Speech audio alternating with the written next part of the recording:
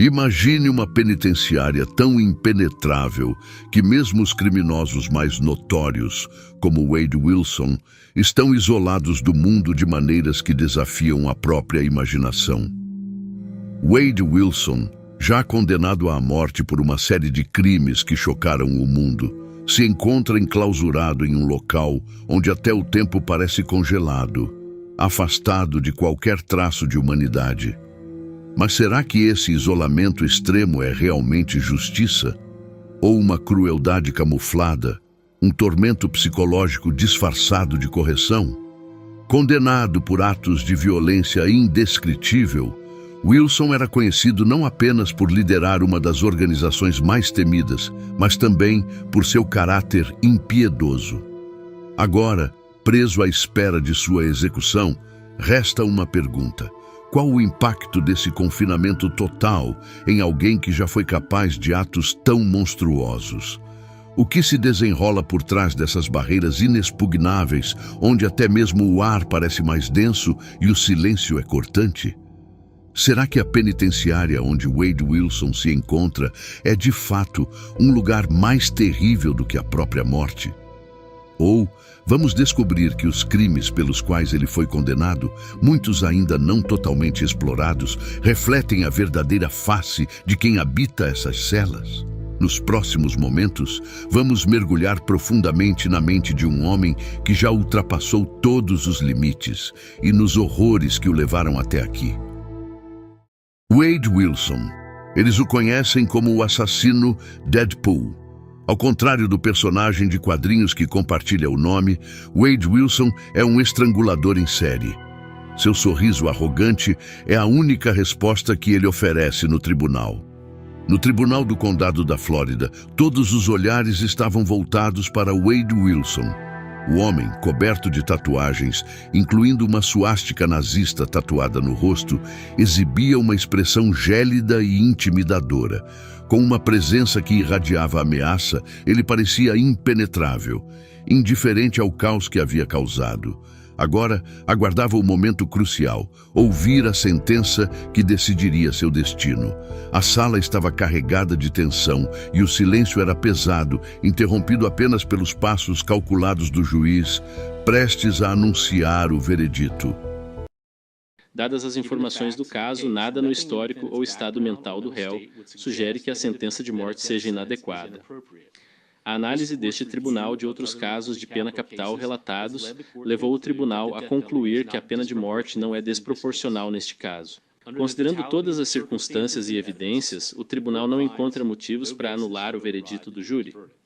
A totalidade das circunstâncias justifica que o réu, Wade Stephen Wilson, seja condenado à morte por cada acusação de assassinato em primeiro grau. A prisão. Os 274 homens no corredor da morte da Flórida estão trancados na instituição correcional de Union, em Highford, uma prisão que muitos consideram ser um inferno vivo, muito pior do que a morte que os aguarda. Com capacidade para 1.486 detentos, as paredes dessa fortaleza abafada parecem absorver os gritos dos desesperados e o ar é espesso com a opressão e o medo. Highford é um lugar esquecido, isolado, onde o tempo rasteja e as almas que ali se encontram esperam um destino final, que às vezes parece uma libertação. As celas do corredor da morte medem 1,80 por 2,70 metros, como túmulos verticais onde os prisioneiros aguardam em silêncio, tentando não enlouquecer. A claustrofobia toma conta. As paredes parecem fechar-se lentamente ao redor de cada preso. Quando a execução se aproxima, os condenados são movidos para as temidas celas de vigilância, um pouco maiores, mas ainda mais sufocantes, como se o espaço extra apenas servisse para aumentar o terror da espera pela morte. Cada segundo ali é uma agonia mental, onde a esperança morre antes que o corpo seja levado. As refeições são servidas religiosamente, mas há algo de perturbador no ritual dessas refeições. A comida, entregue em carrinhos isolados, é morna, insípida E cada garfada é um lembrete cruel de que o tempo continua, que a execução ainda não chegou, mas logo virá. As celas são frias e úmidas, sem ar-condicionado, e as horas passam lentas, recheadas apenas pelo zumbido de rádios. Não há companhia, não há redenção. Quando Wade Wilson for movido para a vigilância de morte, o verdadeiro inferno começará. Ali, ele ficará ouvindo os ruídos distantes de execuções passadas, imaginando seu próprio fim.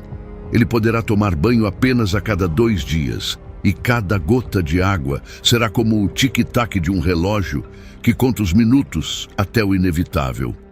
Algemado sempre que sai da cela, Wade se verá limitado, controlado, a liberdade já uma memória distante. Quando seu nome for finalmente chamado, quando a ordem de execução for assinada, ele será transferido para o status de vigilância. Um telefonema será permitido, uma última conexão com o mundo que ele já esqueceu. Wade vestirá sua camiseta laranja, enquanto as calças azuis, as mesmas que todos os outros presos usam, serão o último uniforme de sua vida. O corredor da morte não é apenas uma espera para a execução. É um purgatório insuportável, onde a morte pode ser um alívio bem-vindo. Antes da execução, os presos podem pedir uma última refeição com um orçamento de $40. Wade Wilson, um entre tantos condenados, pode solicitar essa refeição, mas o gosto do medo já terá tomado sua boca. O que ele escolherá comer enquanto a morte espreita? Uma escolha final, que talvez não importe, pois o terror que sente será maior do que qualquer alimento. O último pedido assustador. Antes de conhecer o fim, Wade Wilson, já condenado à morte, fez um último pedido que, sem dúvida, vai te deixar intrigado e até um pouco confuso. Afinal, por que ele faria um pedido tão bizarro e assustador? Considerado uma das mentes mais perturbadas da atualidade, não tem mais chance de recorrer de sua sentença. No entanto, em casos como o dele, a defesa pode apresentar recursos que atrasam a execução, o que explica por que alguns condenados na fila da morte levam anos para, de fato, cumprir a sentença. Porém, o último desejo de Wilson foi incomum. Ele pediu ao juiz que acelerasse o processo, que queria ser o primeiro a ser executado e que isso ocorresse o mais rápido possível. O juiz, surpreso com o pedido, disse que poderia atender à solicitação, mas com uma condição. Wilson teria que confessar todos os outros crimes pelos quais ainda não havia sido julgado. Isso porque ninguém pode ser executado com processos pendentes ou investigações inconclusas. Wilson, sem hesitar, confessou tudo. Ele não apenas admitiu sua culpa nos crimes pelos quais já havia sido condenado, mas também nos outros casos que ainda estavam em andamento. Dessa forma, ele eliminou qualquer impedimento legal e acelerou seu próprio destino na fila da morte. Agora, sua execução é iminente, podendo acontecer nos próximos dias, semanas ou até no próximo mês. Mas a grande questão que fica é, por que ele quis isso? Wade Wilson já havia confessado sua culpa. Durante o julgamento, ele nunca demonstrou arrependimento, empatia ou qualquer sinal de remorso. Pelo contrário, sua frieza foi evidente, até mesmo enquanto os familiares das vítimas estavam tomados pela dor e angústia. Ele parecia completamente alheio ao sofrimento que causou, o que torna sua decisão de acelerar a execução ainda mais perturbadora. Será que ele simplesmente queria encurtar sua própria agonia ou havia algo mais sombrio em sua mente? Agora, ele se aproxima do fim.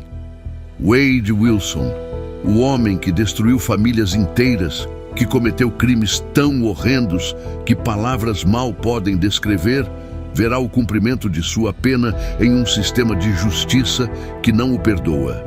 E você, o que acha? Você concorda com a pena de morte? Acha que essa é a justiça que ele merece?